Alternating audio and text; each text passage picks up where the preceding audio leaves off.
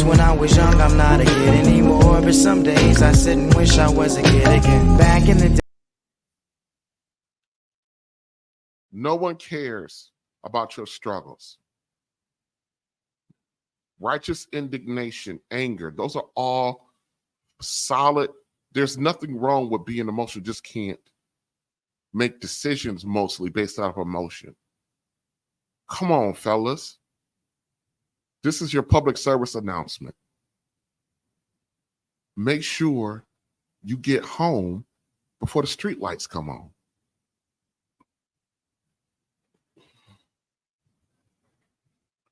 Here's another thing that I want to talk to you fellas about. Let me take that down.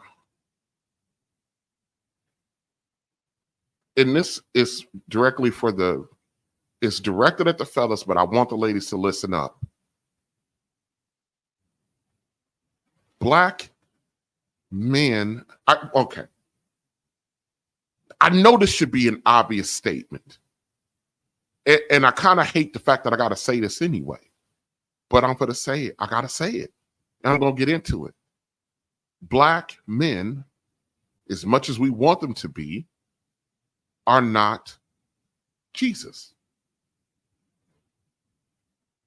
Now, listen, overcoming setbacks, can help us become more compassionate, more empathetic. Men, we face a slew of adversity. We are often reminded of struggles that others may be facing, and by overcoming setbacks, we can develop a greater sense of compassion and empathy, which, by the way, are emotions towards others who may be going through something similar. This can lead to stronger relationships and, and greater senses of community.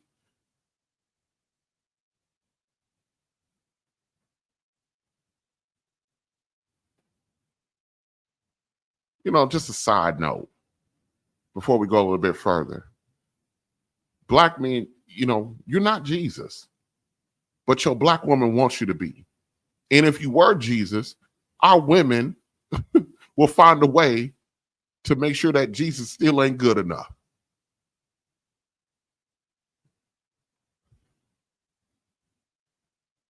What are some of the things that contribute to the need for black men to work harder than their counterparts?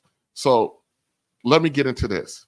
Let's start with some historical context here. Like we can't overlook that black men have had a long history of systemic oppression and racism. I'm not going to sit there and say that those are not factors, because they are.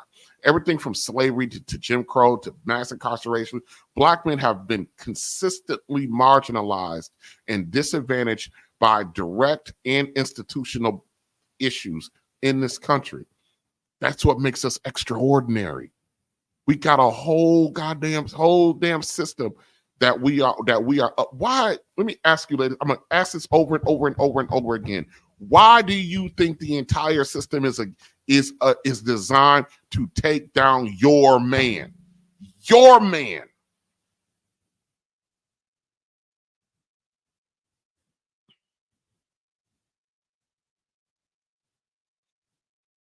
Sisters, you have watched your man be dominated in some of the most unspeakable and horrific ways throughout history in this country.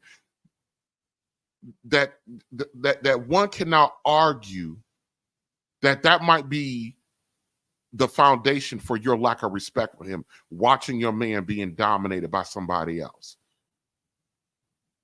which also could lead you to line up with them and do the same thing because you perceive black men as weak. So you come in and you jump on it instead of jumping on your man's side to help him fight this machine that he tends to win over time over.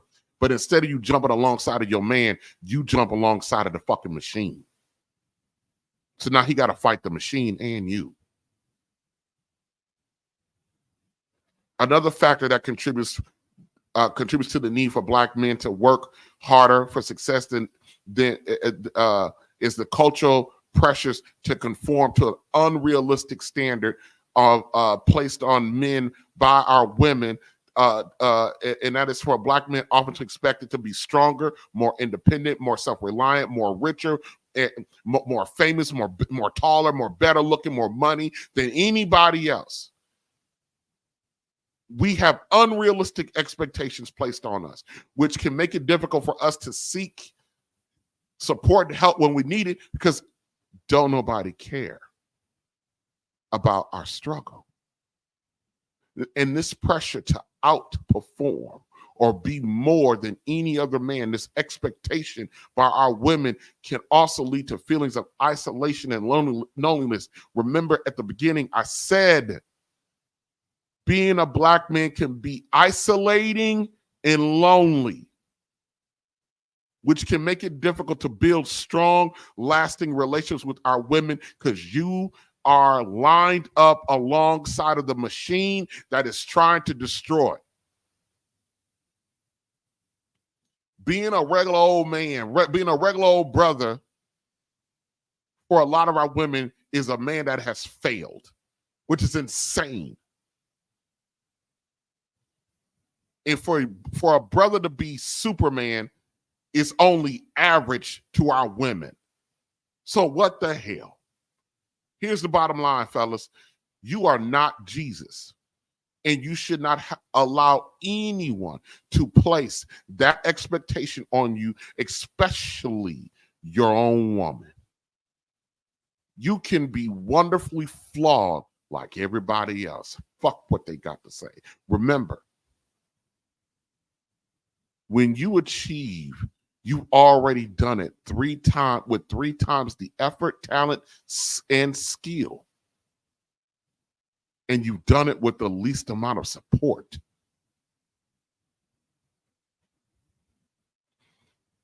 Even though that's the case, Black men, another thing that you need to accept, other than the fact that no one cares about your struggle, you need to accept the fact that you're not Jesus, and don't let anyone try to make you think you need to be in order for you to receive the fruit of your hard-earned work. Back in the days when I was young, I'm not a kid anymore, but some days I sit and wish I was a kid again. This is your public service announcement again. Fellas, make sure you get home before the streetlights come on.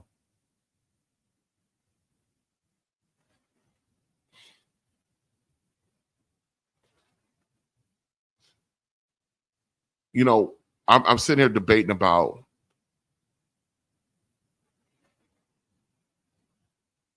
I'm going to get into it. Let me talk to you about authority and who Black men see as authority and why there might be a perceived lack of authority in Black men. Why do they see that? Because Black men see authority through the eyes of a woman. I got this term that I was using a lot last year called Queen Mother, or the Queen Mother syndrome. Queen Mother. So who's Queen Mother? So Queen Mother are Black women that hold all the power in the home, in the community. They're the chief decision makers and chief authority in the family. They're the chief decision makers and chief authority in the family, with the help of the machine, the social institution. Queen Mother. If you want to be able to recognize a Queen Mother, look at the behavior. She can be mean, unkind, nasty, irrational. She's a poor decision maker. She's unhealthy. She's emotionally and physically unhealthy. She's irresponsible, selfish. And her most prominent behavior, she's uncompromising. A Queen Mother will have all or numerous combinations of the traits that I just set out. She's mean, unkind, nasty, irrational. She's a poor decision maker. She's emotionally and physically unhealthy. She's irresponsible, selfish, And her most prominent behavior is the fact that she's uncompromising. She's uncompromising. That is your queen mother. Queen mother cannot be challenged or questioned or defied in any capacity. This dynamic is strong in our women, that even those of us who are negatively impacted by queen mother's way of being, that queen mother is so strong. The dynamic of queen mother is so strong within the black diaspora. We will defend it even if we're negatively impacted by it. We defend it. We rationalize it. It's a cultural norm for us to defend and protect queen mother. And the number one statement we use to defend or protect queen mother: mom did the best she could. Even if the outcomes are poor, we simply just sweep it all under the rug and say, well, she did the best she could. Did she? Did she really? Having 5 different baby daddies is mom doing the best she could. Mom running the fucking daddy out the house, she did the best she could. Mom not being able to cooperate with anybody, she did the best she could. Mom being mean, uncompromising, irrational, being a poor decision-making, being irresponsible, being selfish, being uncompromising, all of those things. And we're saying she did the best she could. Really? Fuck. Queen mother, her authority shall not be broached. Everyone is groomed and programmed to defend queen mother's honor. Even if you can systematically outline how her decisions, her behaviors have negatively impacted the children, queen mother will typically unleash a fury out on you to challenge or go against queen mother, could land you excommunicated from the family. The reason why you could be excommunicated from the family, because queen mother is the head of the family. Queen mother determines who is a part of the family. If you want to see a good example of queen mother, go check out Monet Tejada from the Star series Power Book 2 Ghosts. Monet Tejada, a black mother, at various times during that series has exiled 1 or 2 or 3 of her children out of the family for simply questioning or defying her. Not only did she do that, but she also had the father of her children killed. The behavior not to challenge or offend mother or queen mom is even preached from the pulpits of nearly every fucking black church in the country. The only thing more important in the black community other than mom is Jesus. And sometimes I wonder. And you know how much black folk love Jesus. In black families, the pecking order, it's mom and everybody else.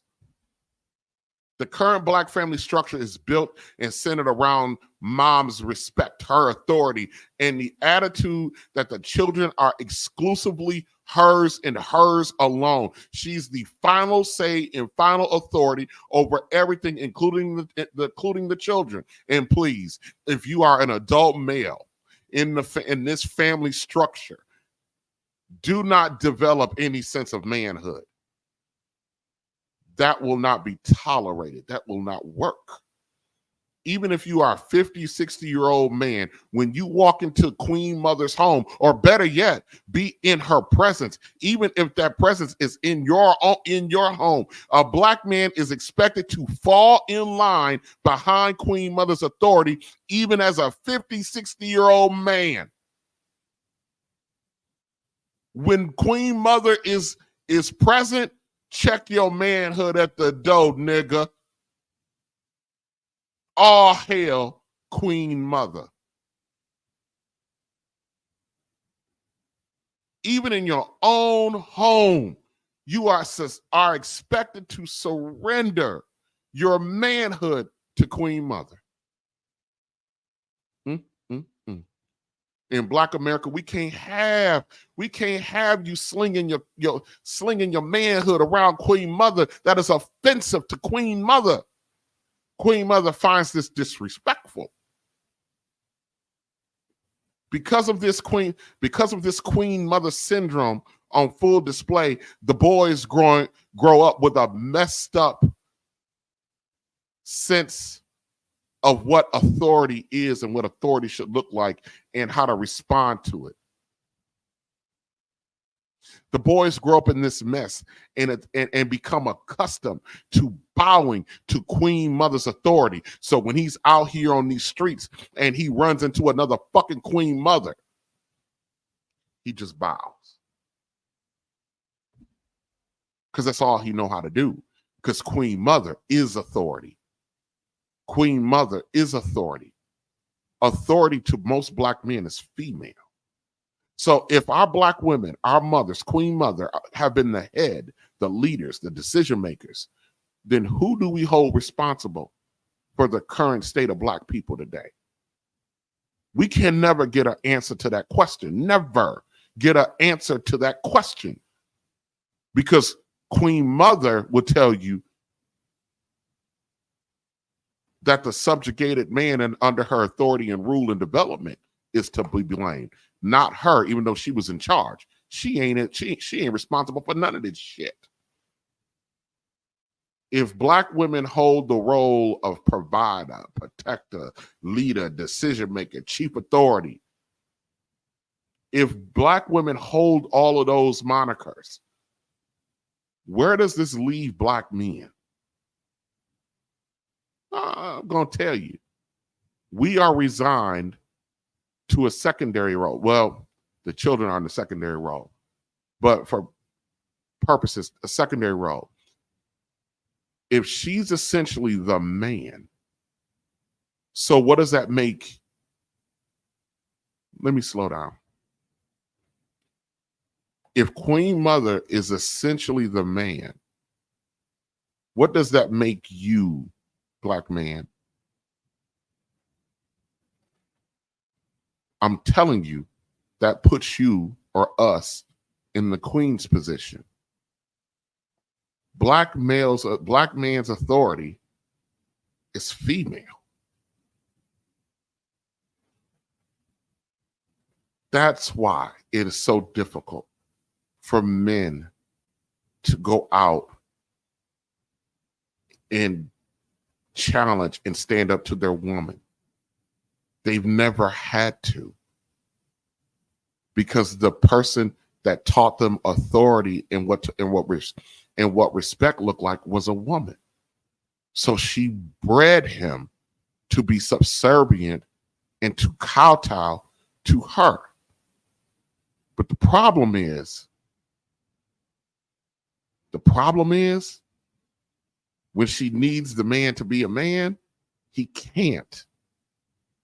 Because the authority, what he perceives to be authority, is female.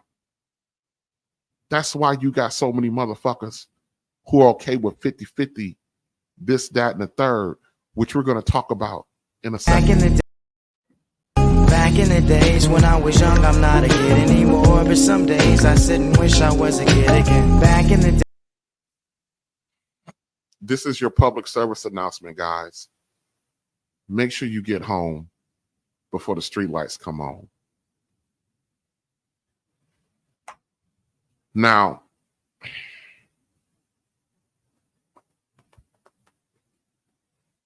speaking of 50-50 relationships, and women, I'm going to talk to you a little bit. 50-50 relationships. I want to play a clip from the fellas over at Singles by Choices, okay? And I want you to see this exchange. I like this lady. Her YouTube name is Pick Meek. I actually like her, but this, whoo, we're gonna get into this real quick. Hold on. Well, Crystal ain't here. I can't really Crystal call her gone. no He shit. can address Crystal with Crystal gone. We Crystal gotta be bring her back here. Oh no, in that's a okay. few I can minutes. address you then, Pick Me, because you said something about if it's 50-50, that's a partnership. So you think if you split half the bills, let's say the bills is 2,000, you pay 1,000, I pay 1,000, you think the relationship now is automatically 50-50 because we split the bills? Yeah, wouldn't we be splitting everything? That is y'all black people disappoint the fuck out of me. Please, God, let me wake up Puerto Rican tomorrow. So, I hope you do too. so I pray everything, the Lord blesses you with that desire. Come to my world. so everything in a relationship is money. No, but Absolutely. no, it's not. But that if you're saying Absolutely. 50-50 sounds like you're setting a tone to me. And I Mhm. don't, maybe it's my woman's brain, but as a Mhm. woman, it sounds like you want me to come be your partner. And then when we Absolutely. say we want a partner, y'all be like, what you would that 50-50 sounds like a partnership to me. Right. So let me preface this next question by saying I know that this doesn't happen that often in relationships, but just for the sake of this conversation, let's pretend it would. We outside, some nigga slapped the shit out of you. Should I allow you to fight him or should I fight him for you? I wouldn't fight no man. If It's the a- man hit me while I'm in public, I'm calling 911. See, pick me. You don't Pick gotta me. do nothing. See, pick I'm me. gonna call See, the police. this the thing. I know you went to school, which means I know you took standardized tests, which means I know you know the difference between being able to make your own answer and choosing one of the two that was provided for you. So let's try this again. The man slaps you. Should you fight him or should I fight him? Those are your choices. I don't think anybody should fight him. Absolutely. The two choices on deck is should you fight him or should I fight him? You want me to answer you? Absolutely, because those are the two choices I'm can't- giving you. I don't think nobody should fight. I don't. I'm ever asking you think for fight. your opinion. I'm asking you to pick between the options given. See the difference? Well, I'm not gonna fight. So you can Absolutely. Make a decision. Then you Absolutely. can't be a For partner. me, I could That's call a the checkmate. police. Then Right. you can't be a partner. Then we not partners. If you're partners, right? If you're partners, Man, I don't need your help, brother. nigga, I was gonna say the shit too, bro. I'm cool. Well, fuck. I'm cool. You I'm trying to beat me get. to the damn punch, Negro. I'm trying to get my subscribers up too. So therefore, we not partners, right? Here's the thing about it. Angry man, stop. So pick me. Here's the thing. It don't just stop right there. Right? Here's what's funny about that. Which one would you rather do? Wash the dishes or mow the lawn? Wash the dishes. Absolutely. But for some reason, women, I gotta wash the dishes too when I come home and clean up and cook. Yeah, but you want this nigga to mow the lawn. You want this nigga to take out the grass. You want this nigga to beat the kids. It's all kind of stuff that you want this man to do. You want him to fix stuff around the house when it's broken. There is no equality in a relationship just because we're splitting bills. Doesn't make a relationship equal because you can have a relationship where neither one of us ain't paying no bills. I know you don't need help, means, but I gotta point out one thing. Everything we do as man work is always dangerous. All of it. Cutting grass, shit is dangerous. Yes, fucking climbing up on the thing to clean the gutters, you can fall and break your neck. Dangerous. Right. You feel what I'm saying? Can we like literally take a poll? Because how many of y'all like really doing that stuff? Y'all not paying a lawn man? Y'all not hiring people to do that stuff? Time out. Wait. Hold on. No, let me make my little point. Let me make my little point. Okay, go ahead. I'm gonna be honest. You just checkmated yourself, but go the ahead. men that's over here, the betas that I talk a great deal about, don't know more about cars than I do. So all that stuff you talking about, they really want. She just called a man who does not know about cars a beta. I like this girl, like I think she's okay, but she's still a woman and she's a baby mama. And she's equating money with her role and her positioning and her duties in a relationship. She thinks all of those things are the same. She's indicative of most black women. And there is black woman after black woman after black. Why do you think we got this whole narrative about 50-50 relationships? I'm going to actually probably do the goddamn stream on this whole 50-50 relationship thing and break down how the whole 50-50 relationship thing is a fraud. It's a false, it's a false narrative. It's a fraud. Black women as a group historically have never been stay-at-home mothers. They've always worked alongside of their men. They've always had to bring an income into the house. We have never have been throughout history as a collective, as a group, as a social cultural norm. We've never had our women be a stay-at-home moms. You've always had to contribute financially to the home. Always. So I don't understand where this shit come from about the fact that you got to bring money to the I'm just talking about, listen, the fact that you guys even think about a 50-50, like you get to hold on to your shit. No, man, that's a lot of, that's another issue, is our women don't want to relinquish their shit. It's a one pot rule. If you get married, 50-50 relationship is a fucking roommate. If you somebody's wife, you're not a damn roommate. You're not a goddamn partner, and your money don't belong to you. I don't know how many damn times I got to say that. Your money don't belong to you.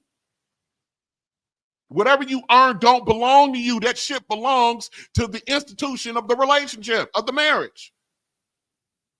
None of your money, not even his, belong to him. The hell is... Want a partnership. Absolutely. If you offering me 50-50, you want me to be the leader too with you. That's what it usually be. But then you want me to step out. So if she has to contribute anything, if she has to contribute, then she's a leader too. No, the pick me, shut the fuck up. And I let you, girl, shut up. Shut up. Outside of my mind and my reality and be like, no, but it's just gonna be different.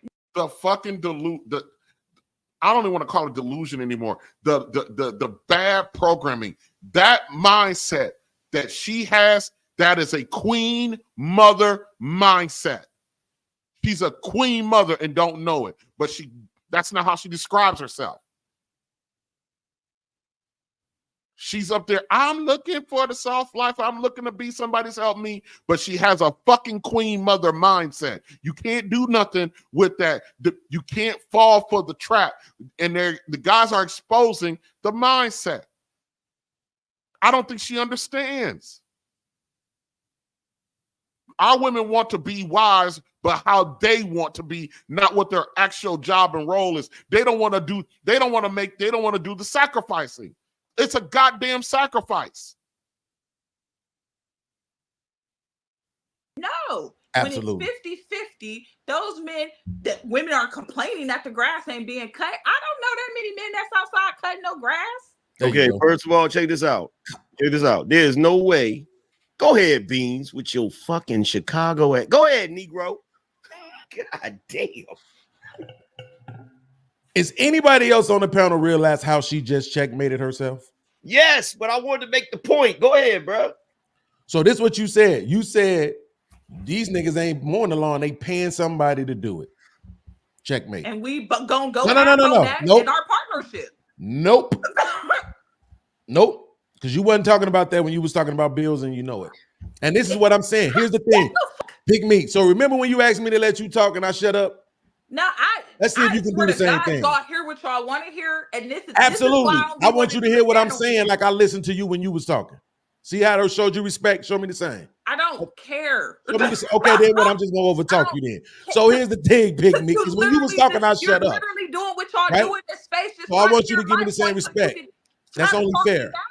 That's only fair. All right, one mic, one at a time. Come on. Tell her that, not me. That's for everybody. That's for the I was whole quiet panel. while she was talking. No, call out names. Y'all got to stop this shit. Hold people accountable, right? So here's the thing, Big Meat. Here's the thing. You just proved a point that even if y'all split the bills, it's still going to be way more stuff that the man spends other money on. He definitely going to spend more money on you, whether that's entertainment taking you out, whether that's gifts or not. He's going to spend way more money on you, even if y'all splitting the bills. There is no equality in a relationship. I am too good at this. Checkmate. Shit like that. I wish I had the drop. Now, I want to, because I am running out of time here, but I am going to play a clip from Crimson Cure, who's going to talk about specifically a man's value in his money. And I use clips to emphasize a point that from those who do it better than me. And Crimson hits this one on the head. Hold on a second. Bam, bam. You gotta go ahead and hit the like button. Let me get to these super chats really quickly. Thank you. He was making favorite comedians is and why single mother. We still worshiping people with money. We still, you can tell even by some of the talking points that go on in this space. Let's really keep it a bean, y'all. Let's really keep it a bean.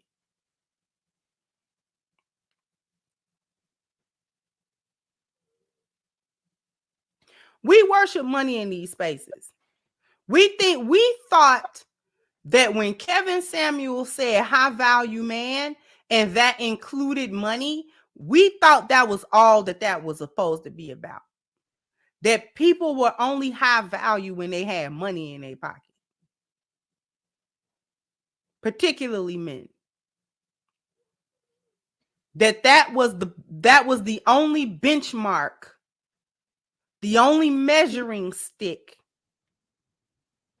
for who a high value man actually is.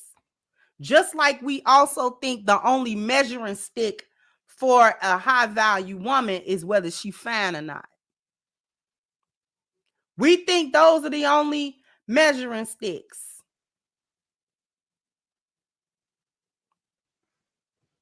Even though Kevin talked about the integrity of men and, you know what I'm saying, and all of these other internal values, you know, the values that I talk about, spiritual health, family, appearance and dwelling, you know, those that we like to forget about conveniently, depending on what we trying to say and what point we trying to convey.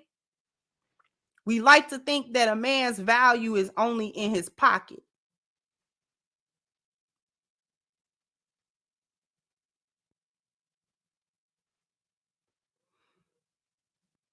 And in truth, that's still the lost value system.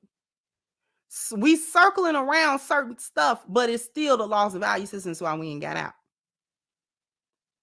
Because we still worship people's money and we still worship their looks. We still worship the external things about them and without paying any attention to the internal things. So such that we think that a man who has money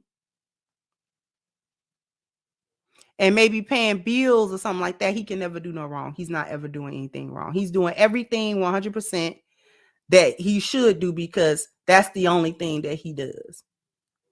And it flies in the face of all of these years talking about the actual value of men and beyond his pocket, not using men as a utility. Not seeing men as just something, something you use, a means to an end, a tool. He's a human doing, not a human being. Remember that? So we can't say that men have all of these other values and then when it befit us, he's only valuable when he got a certain amount of money. And then we don't talk about who he is as an individual. Just like we'll say that a woman that's fine, she is not, if she not fine, she not qualified for a high value man without talking about who she is as a woman. As if her external looks something she didn't have nothing to do with. That's genetics. As if her external looks has anything to do with who she is as a woman and whether or not she's a good woman and whether or not she's a woman that's fit for a husband.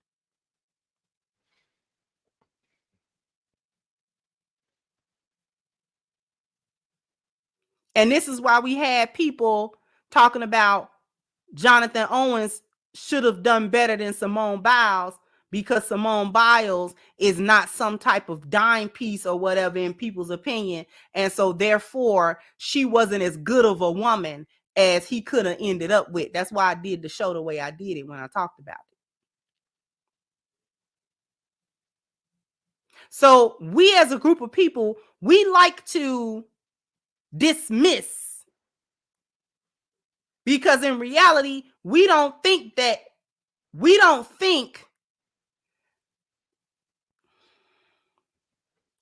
in reality, this doesn't mean anything to us. Particularly those internal values. They don't mean nothing to us. Ultimately, we don't care about people's spirituality. Ultimately, we don't really care about we don't care about people's spirituality. We care about whether or not that person can be a pushover or not. If we could, because we still think that if a person say that they are spiritual or they believe in the Most High or they try to have a high moral character or something like that, that these are the weak ones. These are the people that should be turning the other cheek and weak. You know what I'm saying? And they shouldn't have any boundaries, should never speak up. You know, they should always be meek and they should always be quiet and go into the corner or something. We don't like health. We don't really value health. We value the aesthetic. This is where chicks is getting these lipos and this and that. This is why a dude will juice on steroids. This is why, because we don't really care about health. We care about the aesthetic.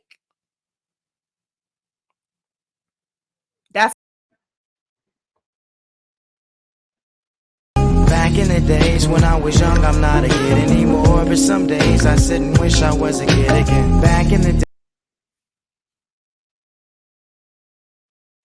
This is a public service announcement. Fellas, ladies, make sure you get home before the streetlights come on.